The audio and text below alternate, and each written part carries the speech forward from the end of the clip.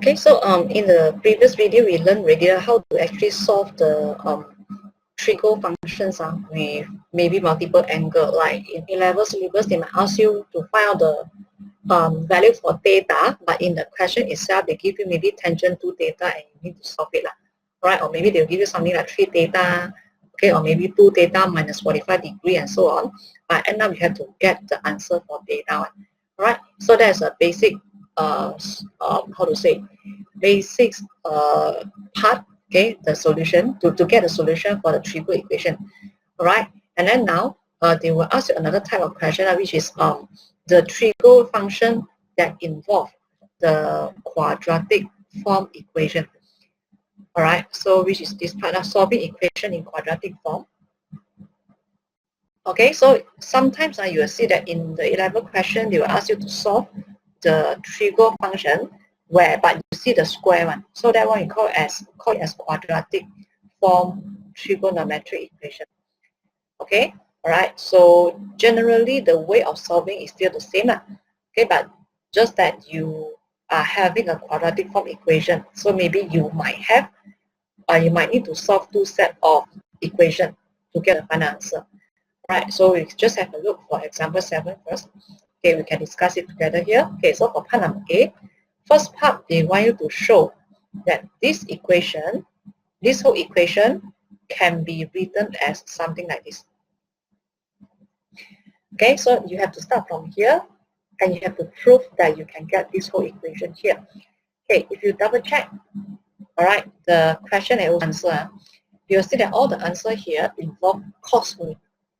All right, but original, when you start to have the equation, the starting equation here got sine and tangent, but you need to your aim is to change everything become cos. All right, so this is a hint for you. All right, so you have to bear in mind that, okay, to get the solution, to get the answer, you need to try to change this original equation into the cos function. All right, so how can I change everything here become cos? So maybe you can try to do all the identities slowly first. Okay, so sine x, you cannot do anything now. So sine x, you just try to keep it first. Okay, tangent x, actually you can change it become sine over cos. And then it is equals to 8. Okay, and then maybe from here, I feel that the cos x as denominator is very troublesome for me. So I will bring it over to multiply with x. To multiply with 8.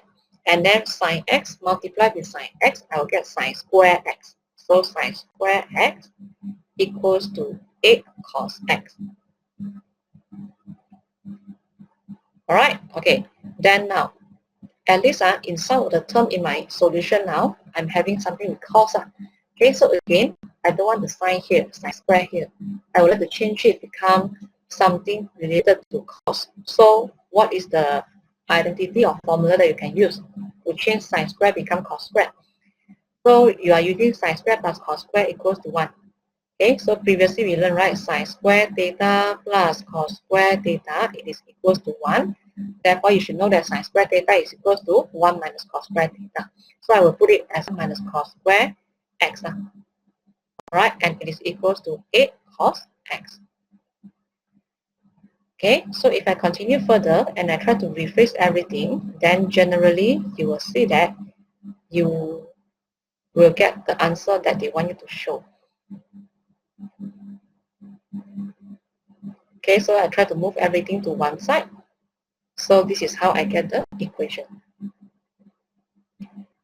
Okay, so in the steps here, you just need to show okay, how you change your sine square become 1 minus cos square. No need to show the identity. Okay, you can surely substitute everything inside your equation. And this is how we get an answer. Alright, then after that, part number 2. So first part is the proving part, okay? And then for part number 2, they want you to solve this equation. And then the x is from 0 until 360. That means one cycle. From 0 until 360, that means a 4 quadrant, right? And then they are not asking for negative angle for this question. They only ask for positive angle. All right. So now, I think I told you before also many times, when for A-level style question, usually it's like that. First part, when they ask you to prove some result or maybe some equation, right, to prove something. Usually, you need to use the result in part number 1 that you prove to apply it in part number 2. Okay, so the same thing happened here. So for second question, they want you to solve this equation. And actually, you already showed just now, right? This equation can be written as this. All right. So now, to solve this equation, I don't know whether you can see or not. It is a quadratic form equation. If you cannot see it, then you let y equals to cos x. If you let y equals to cos x, then you will see that this equation will become 3y squared plus 8y minus 3 equals to 0. So it's actually a quadratic equation. So we call it as quadratic form equation in trigo function. Alright, so I hope that you can see this. Okay, so when you're having 3y squared plus 8y minus 3 equals to 0, then what are you going to do now is you try to solve it. You can straight away solve it. Okay, so I'm having 3 cos squared plus 8 cos x minus 3 equals to 0. Okay, so I can try to factorize it. Okay, so when I try to factorize it, I'll get 3 cos x minus 1. And then I'm having cos x plus 3 is equals to 0. Okay, so this is how you factorize it. So the technique of factorization, I'm not going to teach you anymore here. So if let's say you don't know how to factorize it, go back to chapter 1 and try to do some simple revision again. Right? Or maybe you have to refer back to your secondary school textbook. Alright, I think there are some technique or maybe some example to teach you how to actually factorize the quadratic equation. Okay, so after I factorize it, then I try to solve for both sides. So the first equation here, I'm having cos x equals to 1 over 3. And then for this one, I'm having cos x equals to negative 3. So there are two equations here for trigo function that you need to solve. Okay? Okay. How to solve the function here, the equation here, you just follow what I teach you in the previous video. You need to find a basic function, also a basic angle. Then after that, you need to go through all the quadrant and see which angle you want to accept. Okay? Alright. So now, first I want to calculate the basic angle first. Okay, so for cos x equals to 1 over 3, if I try to press calculator for basic angle,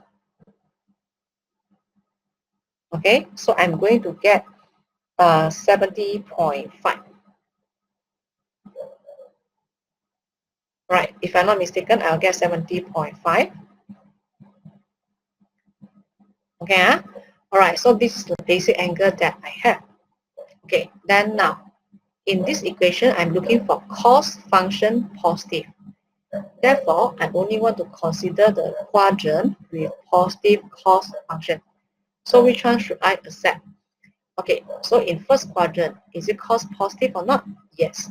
Therefore, you have to take the answer from here, where it is the basic angle. So just now you take cos x equals to 1 over 3, right? So x equals to, so the value of x is equals to what? The first quadrant is 70.5. Then you go for the second quadrant. Okay, if you go for the second quadrant, is it cos positive or not? No. So you don't want the answer from here. For the third part here, third quadrant, is it cos positive in this quadrant? Also not. Alright, then for the fourth quadrant, is it cos positive or not? Yes. Therefore, you want to accept the answer from this quadrant. So how can you get the answer for this quadrant? So you look for this one. You are taking 360 minus the basic angle. So 360 minus the basic angle, what will you get? So I believe that you should get 289.5. Okay, so this is the answer that I get from the first equation here. And then if you look at the second equation, when you try to press the calculator for basic angle, you will see that the calculator will show math error.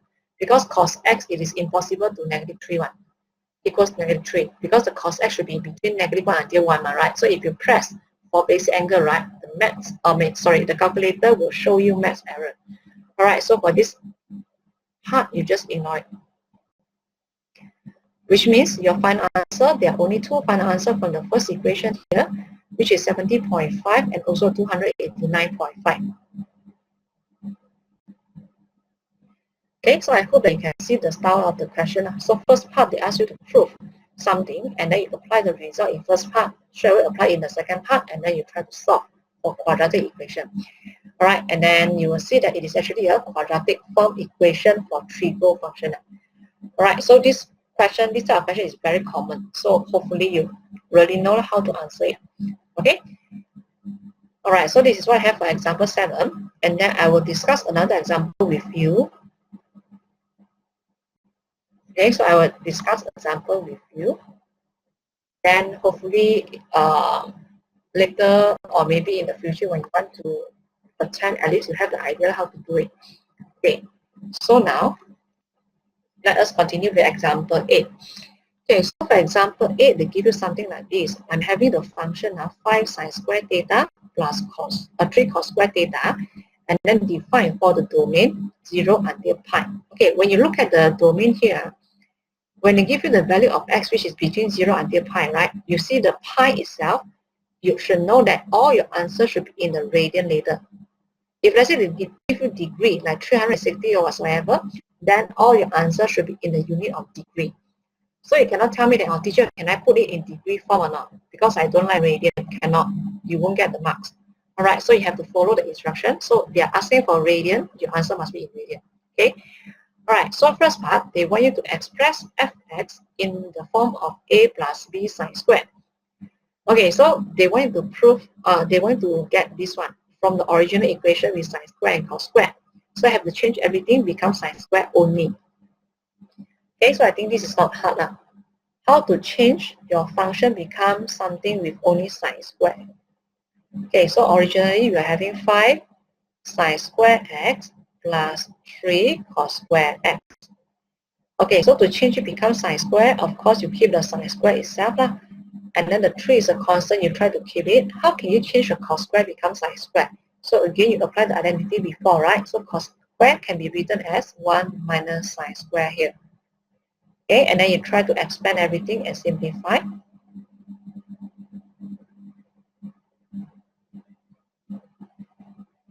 Alright, so if I'm not mistaken, you should get this as answer. 3 plus 2 sine square x. So this is the first part, which is not hard because you just apply the identity to get the answer that we want, the pattern that we want. Okay, so this is what we have. Alright, and then after that we go to for part number 2. Okay, so for part number 2, what are they asking for? They are asking for the value of x when fx is equal to 7 sine x. So again, first part, they ask you to rephrase your answer into a certain pattern, right? So that means for part number 2, you can apply the result straight away. So fx, I will write it as 3 plus 2 sine square x, and that equals to 7 sine x. Okay, so I try to bring all the values over. Okay, can you see or not? This is actually a quadratic form equation in trigo function. If you cannot see it, then you let sine x equals to y. So you're having 2y squared minus 7y plus 3 equals to 0. Then again, you will see that I will be able to factorize it. So I'm having 2 sine x minus 1 sine x minus 3 equals to 0. So you're having sine x, which is equals to half. And also sine x equals to 3. Okay, so if you try to press the calculator for this one, you need to ignore because the calculator will give you math error. Alright, so for this part, if you try to get the basic angle, the calculator will give you the basic angle, which is 30 degrees, pi over 6. Okay, so this is pi over 6. And then now I want to find the value for x. Okay, so before I find the value for x again, I try to look at the quadrant here. X is from 0 until pi. So 0 until pi means that first two quadrants, all right? Pi means 180 degrees. So that means you have to consider first two quadrants. Okay, so you look at the first quadrant now. Okay, what is the value that you want to get? You want to get something which is sine positive. Sine positive. Okay, so in the first quadrant, is it sine positive or not? Yes. So you want to answer from this part. How to get an answer from this part? write out the basic angle as the answer. So your basic angle is pi over 6 here. Alright, and then you go to the second quadrant. Alright, so for the second quadrant, is it sign positive or not? Yes. So you also want the answer from this part. How to get the answer from this part?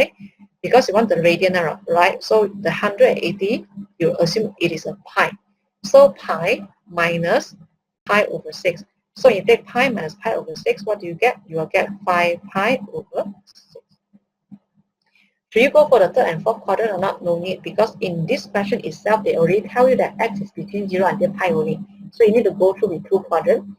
And also at the same time, after you go through the two quadrants, also at the same time, you have to look for the quadrant with positive sign which is positive.